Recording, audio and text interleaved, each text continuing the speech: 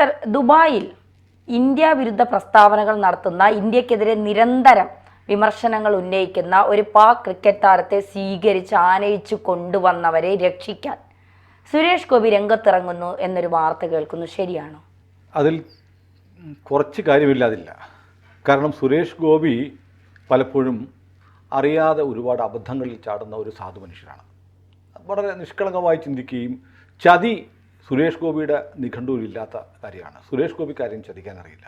അതുകൊണ്ട് സുരേഷ് ഗോപിയെ വെച്ചിട്ട് ഒരുപാട് കള്ളക്കളികൾ സുരേഷ് ഗോപിയുടെ പേരിൽ കളിക്കാറുണ്ട്.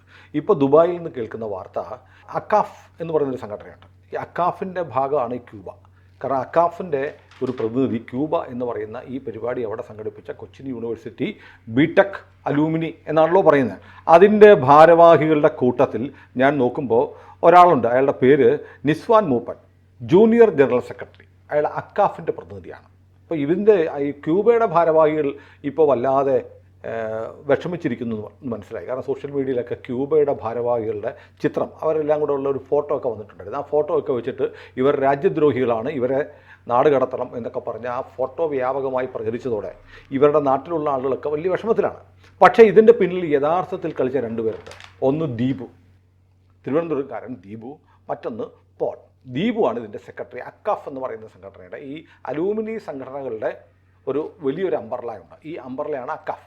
ഈ അക്കാഫിൻ്റെ പ്രസിഡന്റ് പോൾ എന്ന് പറയുന്ന ആളും സെക്രട്ടറി ദീപുവാണ്. ദീപു തിരുവനന്തപുരത്ത് അറിയപ്പെടുന്ന കോൺഗ്രസ്സുകാരനാണ്. കോൺഗ്രസ്സുകാർ ഈ പാകിസ്ഥാനെ പോഴ്ത്തിപ്പാടാൻ നടക്കുകയാണല്ലോ. അപ്പോൾ ഇന്ത്യയെ അപമാനിക്കാൻ അവസരം കിട്ടിയപ്പോൾ ദീപു അത് മുതലെടുത്തതാണ്. അക്കാഫാണ് ഈ പരിപാടികൾ തീരുമാനിച്ചത്. പേരുദോഷം മുഴുവൻ കിട്ടുന്നത് ഇപ്പോൾ ആർക്കെന്നറിയുമോ? ക്യൂബയ്ക്കാണ്. ക്യൂബയുടെ ഭാരവാഹികൾ മനസ്സറിഞ്ഞിട്ടില്ല എന്നും എനിക്ക് അഭിപ്രായമില്ല. അവരോട് പറഞ്ഞിട്ടുണ്ടാവാം, അവരറിഞ്ഞിട്ടുണ്ട്. പക്ഷേ ഇത് മുഴുവൻ ഓർഗനൈസ് ചെയ്തത് ഈ അക്കാഫിൻ്റെ ദീപുവും പോളും ചേർന്നാണ്. ഇപ്പോൾ ആളുകളൊക്കെ വല്ലാതെ വിഷമത്തിലായി. ഇവരുടെ പാസ്പോർട്ട് റദ്ദാക്കി ഇവരെ നാട്ടിലേക്ക് കയറ്റി അയക്കണം എന്നുള്ള തരത്തിലുള്ള വലിയ പ്രചാരണം വരുന്നു.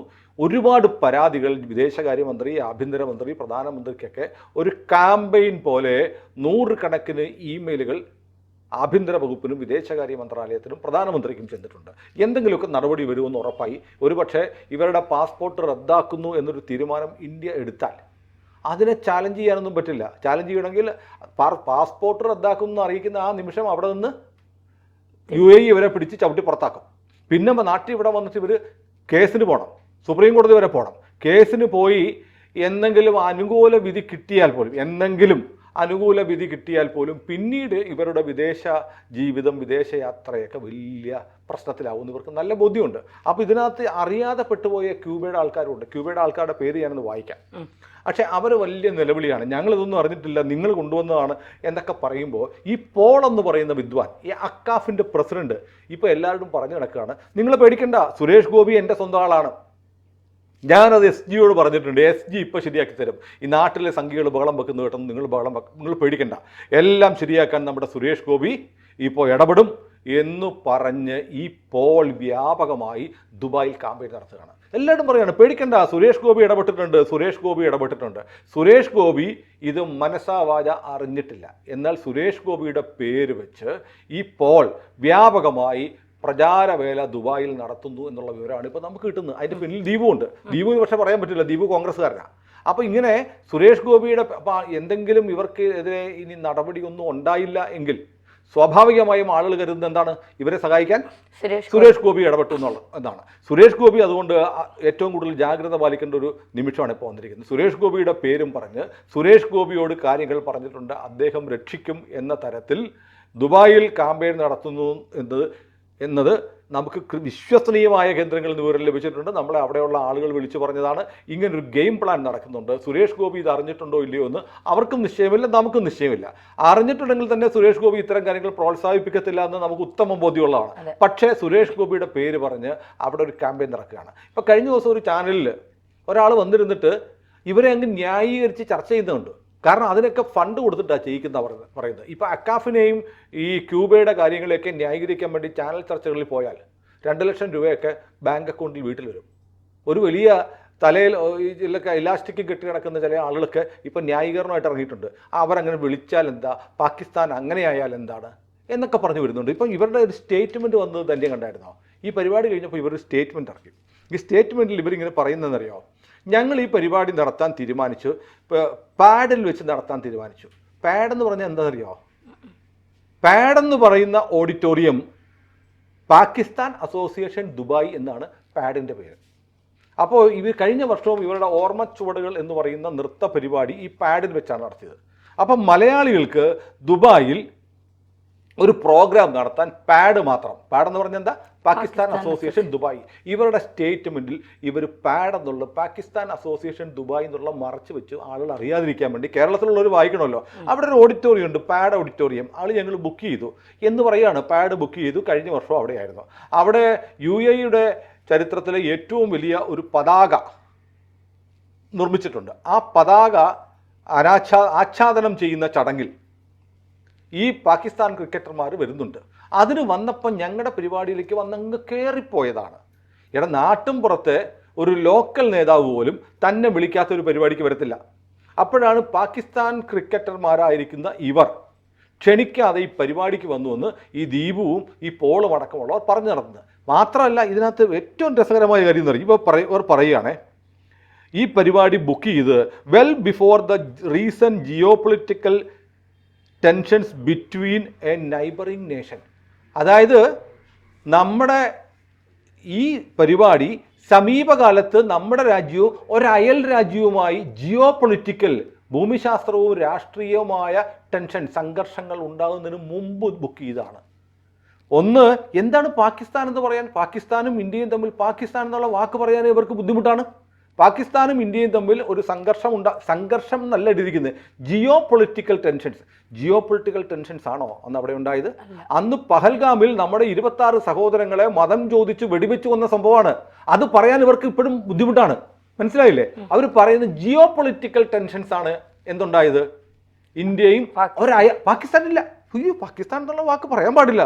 അത്ര മഹത്തായ ഇവൻ്റെയൊക്കെ തുമ്പ് മുറിച്ച് അങ്ങോട്ട് വിടാനുള്ള രാജ്യമാണ് പാകിസ്ഥാൻ. ആ രാജ്യത്തിൻ്റെ പേര് പറയാൻ പാടില്ല. അത്തരം ഭാഷ നമ്മൾ പറയുന്നത് നമ്മുടെ ധാർമ്മിക രോഷം കൊണ്ടാണ്. അത്രയെങ്കിലും പറയാതെ പറ്റില്ല. കാരണം പാകിസ്ഥാൻ എന്നുള്ള രാജ്യം നൈബറിംഗ് കൺട്രി, നമ്മുടെ നൈബറിംഗ് കൺട്രി ആണോ എനിമി കൺട്രി ആണോ പാകിസ്ഥാൻ? എനിമി കൺട്രിയാണ്. ഈ ക്രിക്കറ്റ് പരിപാടി, ക്രിക്കറ്റ് താരങ്ങൾ എന്താണ് ഈ ടെൻഷൻ കാലത്തും അതിനുശേഷവും പറഞ്ഞത്? എന്നിട്ട് ഇവർ പറയുകയാണെ, ഈ ടെൻഷനൊക്കെ സീസ് ചെയ്തു. ഓക്കെ, ടെൻഷൻ സീസ് ചെയ്തതിന് ശേഷം അഫ്രീദി എന്താ പറഞ്ഞേ?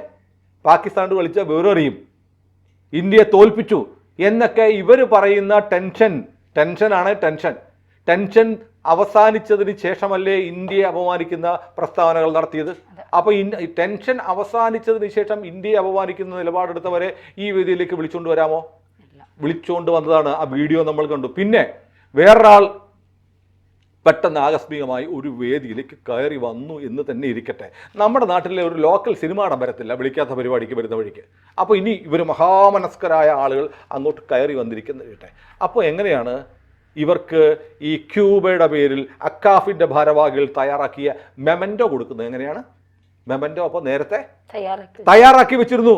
തയ്യാറാക്കി വെക്കാതെ എങ്ങനെ മെമൻറ്റോ കൊടുക്കാൻ പറ്റും? ഇവരുടെ ആരുടെയും ശീല അഴിച്ചല്ലോ കൊടുത്തത് ആണോ? അല്ല. ഞാൻ ഇട്ടിരിക്കുന്ന കുപ്പായം എൻ്റെ സ്നേഹം കൊണ്ട് ഞാൻ അങ്ങേക്ക് തന്നിരിക്കുന്നു എന്ന് പറഞ്ഞു കൊടുത്താൽ നമുക്ക് മനസ്സിലായി, ഒരാളുടെ സ്നേഹാതിരേകത്താൽ അദ്ദേഹത്തിൻ്റെ കുപ്പായം കോട്ടൂരി കൊടുത്തു. ആ കൂടി അയാൾ കാലുമടക്കി അടിക്കും അല്ലേ? അപ്പോൾ ഇങ്ങനെ ചെയ്ത ആളുകളാണ് ഇപ്പോൾ ന്യായീകരണം പറയുന്നത്. ന്യായീകരിച്ചങ്ങ് മെഴുകുകയാണ്. ഇപ്പോൾ ഇതിനകത്ത് വലിയൊരു തമാശ, ഈ ക്യൂബയിൽ അന്ന് പങ്കെടുത്ത കുറേയേറെ ആളുകളുണ്ട്, മലയാളികളൊക്കെ പങ്കെടുത്തിട്ടുണ്ട്. അവരൊക്കെ ബൂം എന്നൊക്കെ പറഞ്ഞ് ഇയാളുടെ പേരങ്ങനെയാണല്ലോ വിളിച്ച് ആഘോഷിച്ചു. അവർക്കൊക്കെ പക്ഷേ ഇന്ത്യ എന്നൊരു വികാരമുണ്ട്. നമ്മുടെ രാജ്യത്തെ നമ്മുടെ 26 സഹോദരങ്ങളെ വെടിവെച്ചു കൊന്നു. അതിനുശേഷം 2 രാജ്യങ്ങളും തമ്മിൽ 4 ദിവസം നീണ്ടു നിൽക്കുന്ന ഒരു യുദ്ധമുണ്ടായി. ആ രാജ്യത്തെ, നമ്മുടെ ശത്രു രാജ്യത്തെ ആളുകൾ വന്നപ്പോൾ തുള്ളിച്ചാടാൻ, ആഹ്ലാദിക്കാൻ, അവർക്ക് വേണ്ടി ആർപ്പ് വിളിക്കാൻ ദുബായിലെ മലയാളികൾക്ക് കഴിഞ്ഞുവെങ്കിൽ അത് അങ്ങേയറ്റം നാണക്കേട് തന്നെയാണ്. ഇപ്പോൾ അവരിൽ പലർക്കും ക്യൂബയുടെ ഭാരവാഹികൾ, ക്യൂബയുടെ പ്രസിഡന്റിൻ്റെ പേര് ഞാൻ കണ്ടത് വിവേക് ജയകുമാർ എന്നാണ്. ആദർശ് നസീർ എന്ന് പറയുന്നവരാണ് general secretary. Doctor Ramsana Najum ട്രഷററാണ്.